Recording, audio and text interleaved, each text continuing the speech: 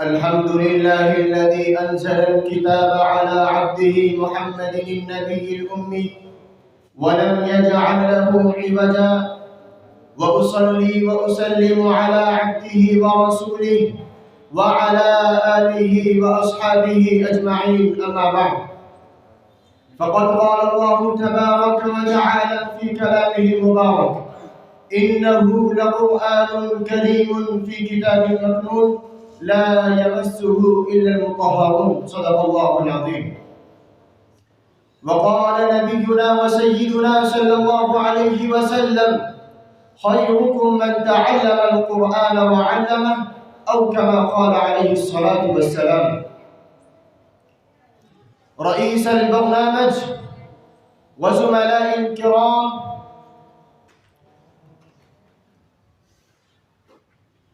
قد تلوت أمامكم آية من القرآن الكريم الآن كما سمعتم، وهكذا قرأت حديث النبي المحترم صلى الله عليه وسلم الذي يظهر خصائص القرآن العظيمة ومرتبة من يشتغل بالقرآن تعلما وتعليما.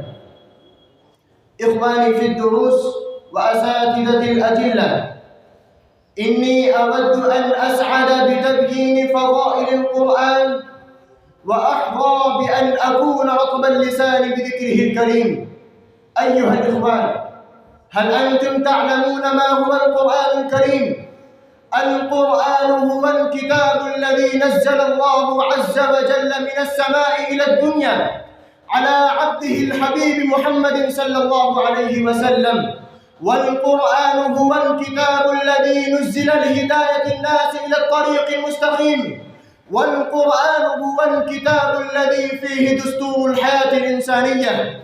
والقرآن هو الكتاب الذي فيه شفاء للناس بما في الصدور.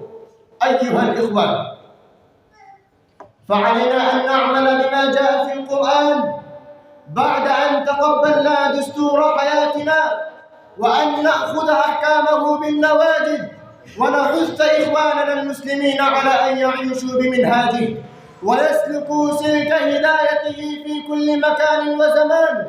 ولكن نحن نعلم جيدا أن كثيرا من إخوتنا المسلمين لا يتوجهون إلى هذا التنزيل العزيز وأحكامه ومسائله، ويقضون حياتهم حرا طليقا عن كل أمر من أوامره، وهم لا يحبون أن يتلوا جزءا أو آية من القرآن للبركة واليمنة، بالإضافة إلى ذلك لا يريدون أن يبعثوا أولادهم إلى المدارس العربية الإسلامية لتلقي القرآن والسعادة بتلاوته، مع أن النبي المحترم قال: خيركم من تعلم القرآن وعلمه. أيها المستمعون الكرام، هذا الحديث يحث كل منا على تعلم القرآن بأنفسنا، ويكلف أولادنا بتعليمه وعمله.